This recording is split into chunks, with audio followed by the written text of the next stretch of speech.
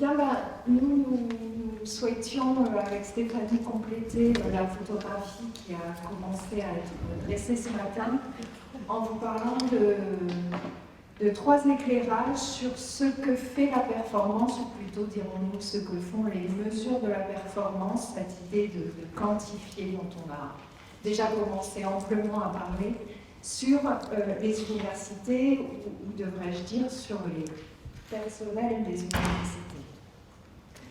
Je vais tout d'abord vous expliquer d'où nous parlons et pourquoi est-ce que nous avions envie de vous présenter ces trois éclairages.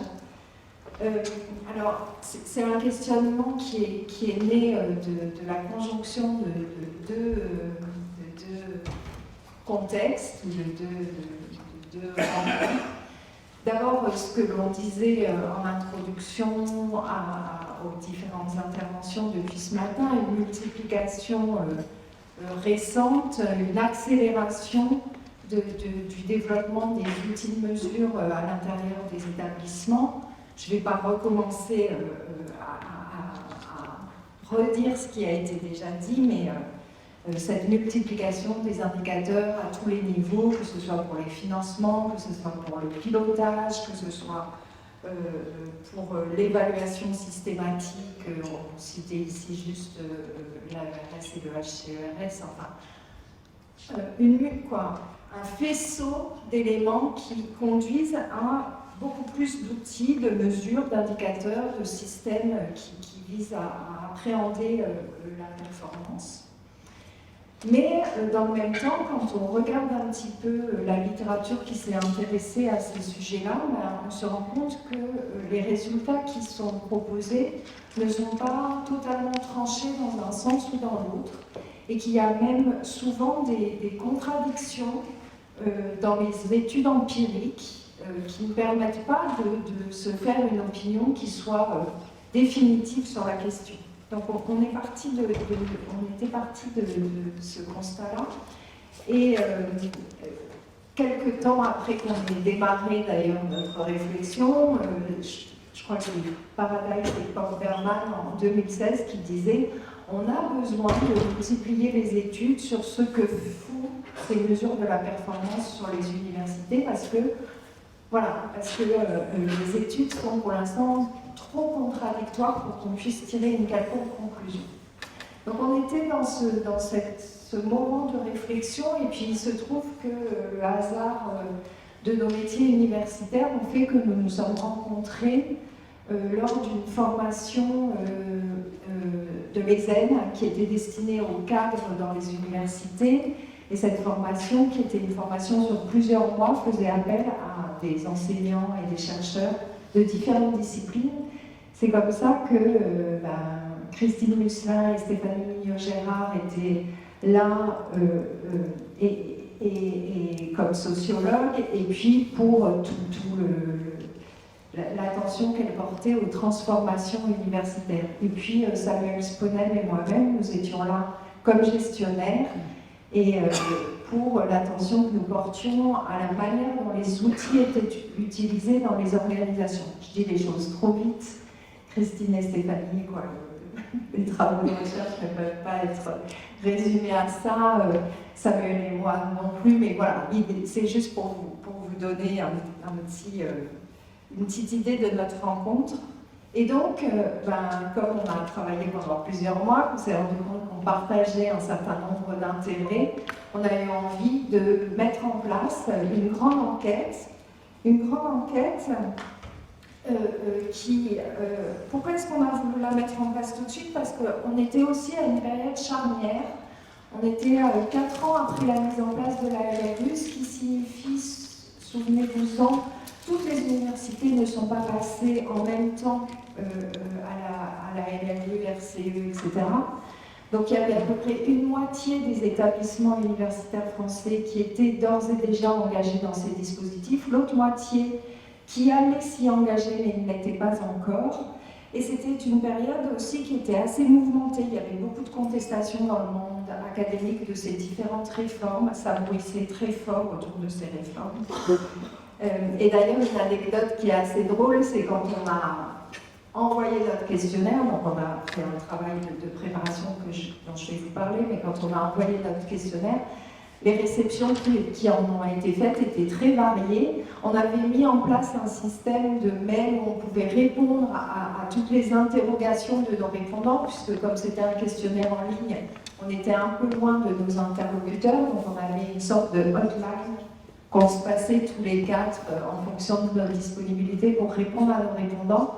Et ce qui est très drôle, c'est qu'un certain nombre d'entre nous nous adressaient des messages un petit peu énervés en nous expliquant que nous étions des grands promoteurs de la réforme, de la NRU, des RCE, et donc que notre enquête n'avait que vocation à en montrer tout l'intérêt, et tandis que d'autres nous accusaient au contraire d'être des détracteurs farouches de ces réformes et d'essayer de tout faire au travers de notre enquête pour déstabiliser ceux qui souhaitaient la diffuser dans les établissements.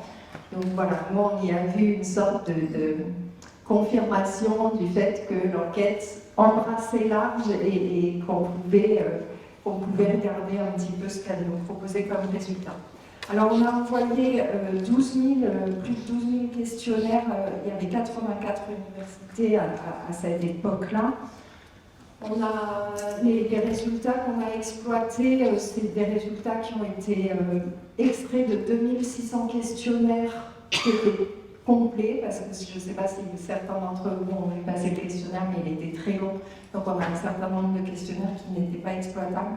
On a à peu près 800 administratifs, plus de 1700 enseignants-chercheurs qui sont dans notre base d'exploitation.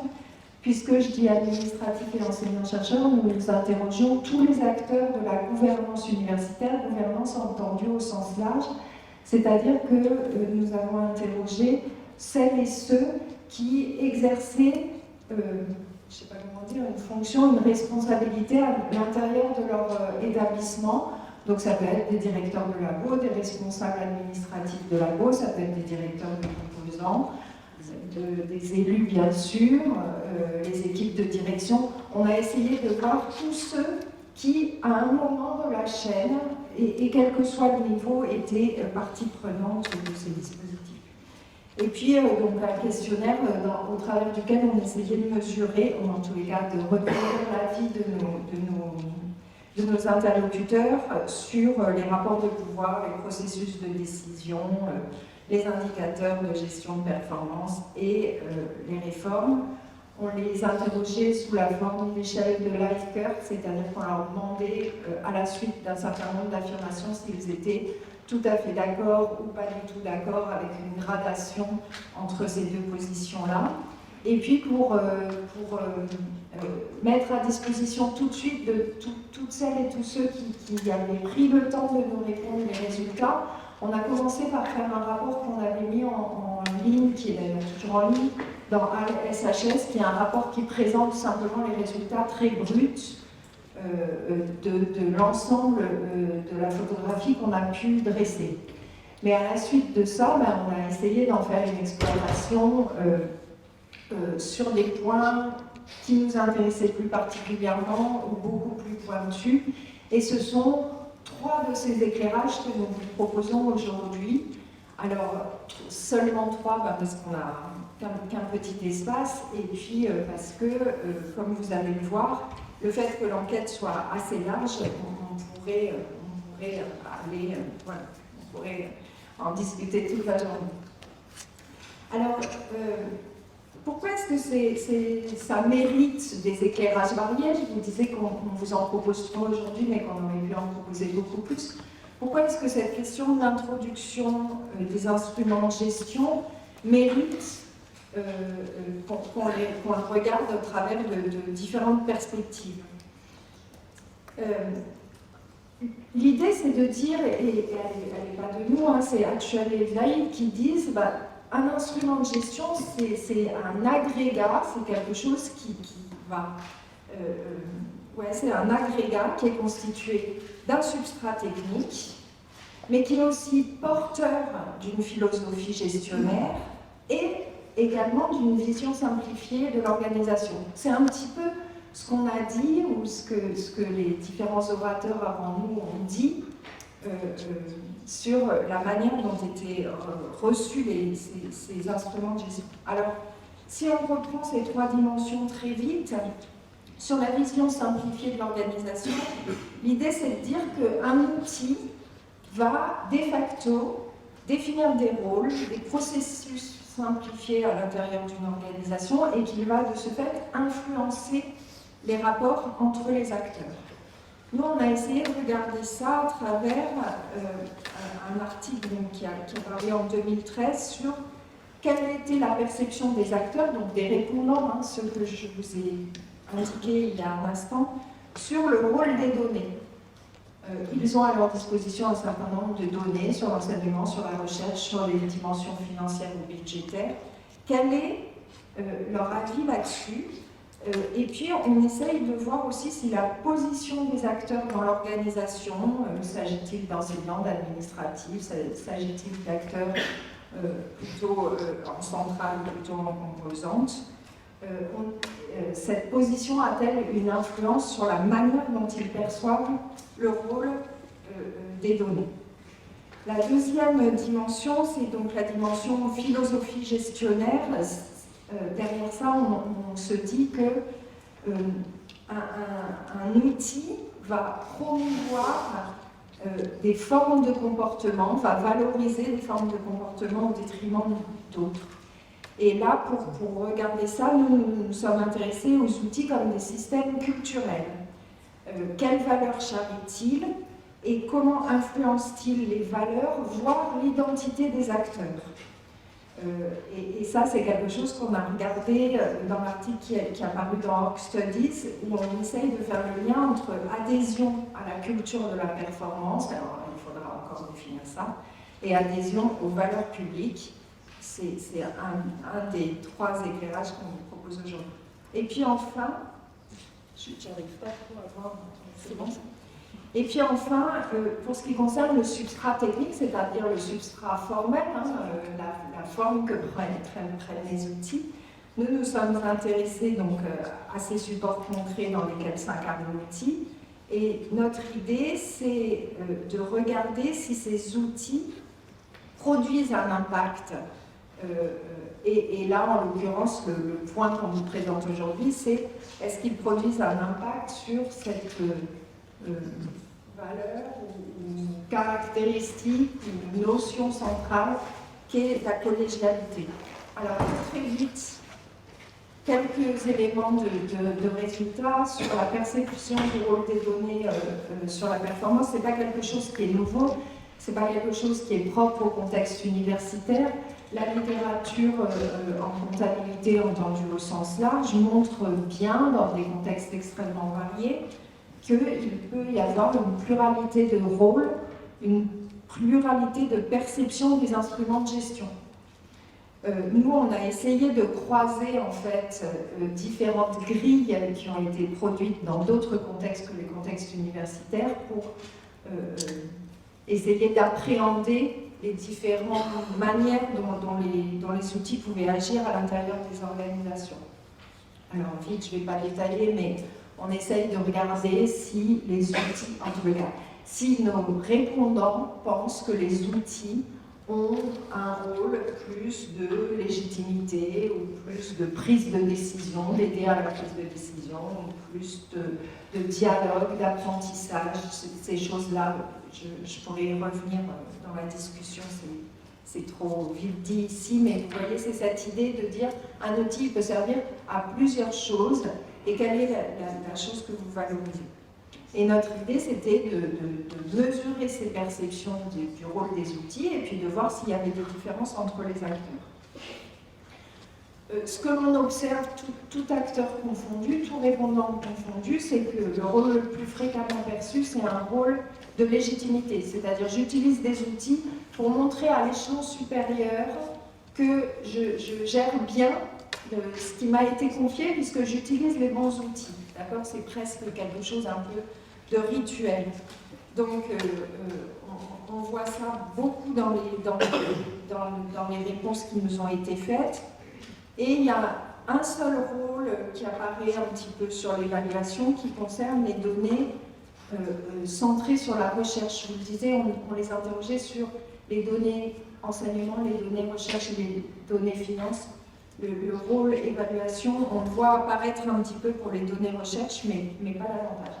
Au-delà de ce constat qui est finalement pas très riche, ce qui nous a beaucoup interpellé dans ce premier travail, c'est qu'on observe des différences de perception de rôle entre les acteurs, mais au lieu d'observer le clivage classique qui a pu être montré dans d'autres études, clivage centre-périphérie, clivage administratif enseignant, et bien ici, ce dont on se rend compte, c'est que, indépendamment de leur fonction, ce qui différencie les acteurs, c'est sont-ils en centrale ou sont-ils en composante. C'est-à-dire qu'on a une homogénéité de réponse des acteurs en centrale, qu'ils soient administratifs ou enseignants, et une homogénéité de réponse des acteurs en composante, qu'ils soient administratifs ou enseignants. Et la question qu'on peut se poser, c'est alors, ceux qui sont en centrale adhéraient davantage aux outils de mesure et pensaient qu'ils avaient davantage d'utilité. Est-ce que c'est parce qu'ils ont intégré du fait de leur fonction et du fait de leur position dans l'organisation, ou est-ce qu'ils adhèrent véritablement à cette philosophie gestionnaire? Nous, on ne peut pas trancher, hein, on est en train de prendre des photographies, mais ça mérite d'être posé. Merci beaucoup, Stéphanie. Alors, je continue, je vais être beaucoup plus rapide sur les deux autres papiers. Après, après cette première sonde empirique un peu générale, parce que là, on avait pris l'ensemble de notre échantillon, donc à la fois les enseignants-chercheurs, les administratifs, et regarder leur perception des outils de performance. Après, on s'est centré beaucoup plus sur les enseignants-chercheurs, les enseignants et ou chercheurs eux-mêmes. Et donc, on s'est intéressé à deux grands sujets. Donc, le premier sujet, c'était l'idée, la question qu'on se posait, c'est au fond, est-ce que les gens qui adhèrent à une culture de performance, donc on mesurait ça par un certain nombre de questions dans le questionnaire, restent toujours ou pas attachés aux valeurs publiques? Et la mesure des valeurs publiques dans notre questionnaire, elle a été aussi un petit peu spéciale, on mesurait d'une manière très particulière, puisqu'on mesurait ça par le niveau de publicitude, en anglais dit publicness, de l'université. C'est-à-dire qu'on regardait, est-ce que les gens qui sont favorables à la performance, donc qui disent l'évaluation c'est bien, l'AERS c'est bien, il faut mesurer, il faut évaluer les profs, etc. Est-ce que ceux-là disaient aussi je suis attaché à l'idée que les profs restent attachés à une fonction publique, que le statut des enseignants reste attaché à un contrat d'emploi public? Est-ce que les universités doivent rester autonomes des autorités économiques et locales, etc., dans leur gouvernance? Est-ce que le financement des universités doit rester majoritairement public, etc. Et dans ce papier, ce qu'on montre, en fait, c'est les résultats quantitatifs, statistiques. Moi, j'ai toujours un petit peu de mal avec ces données quanti, mais ce qui montre, c'est qu'il y a vraiment une incompatibilité entre le fait d'adhérer à cette performance et en même temps les valeurs publiques. Donc ça, c'est un résultat qui nous a semblé assez fort, mais ce qui nous a aussi semblé assez important de noter, c'est un peu comme dans le papier précédent dont Stéphanie vous a parlé, c'est que s'agissant de la culture de performance, aussi, en fait, on voit une segmentation des enseignants-chercheurs qu'on observe. C'est-à-dire qu'on voit que des membres d'équipe présidentielle adhèrent beaucoup plus à la culture de performance que les gens qui sont directeurs du FR ou directeurs de département, directeurs de laboratoire ou élus. Et donc ça, bon, c'est pas étonnant, vous allez me dire, en soi. En revanche, ce qui est peut-être plus étonnant, c'est que cette adhésion à la culture de performance, elle n'est pas seulement le fait des gens qui sont en poste managériaux, elles sont aussi, on la retrouve aussi dans un certain type d'enseignants-chercheurs, c'est-à-dire ceux qui appartiennent à des départements supposés, enfin, qui voient comme étant de qualité ou de prestigieux, qui ont une certaine réputation. C'est aussi plus vrai, c'est-à-dire que l'attachement à la culture de performance, elle est aussi beaucoup plus forte chez les... On a segmenté la population selon la carrière. Donc on a regardé d'un côté les profs des universités, les directeurs de recherche au CNRS, et puis les autres dans les conférences, les affaires, etc. Donc là aussi, on voit un clivage assez fort entre ces deux types de professionnels. Donc avec les gens, on va dire de l'élite professionnelle, qui sont quand même plus favorables à la culture de performance, et puis les membres des départements effectivement qui génèrent des ressources propres. Ce qui donc on voit une segmentation. Alors ce qui est intéressant, c'est que en fait il y a seulement en fait une population parmi nos enquêtés qui arrive à la fois à être favorable à la performance et en même temps favorable aux valeurs publiques, c'est exclusivement les enseignants-chercheurs qui sont dans des départements prestigieux. Donc en fait, l'effet, le statut leur permet finalement d'une certaine manière de concilier ces deux aspects dans leurs valeurs et dans leur identité.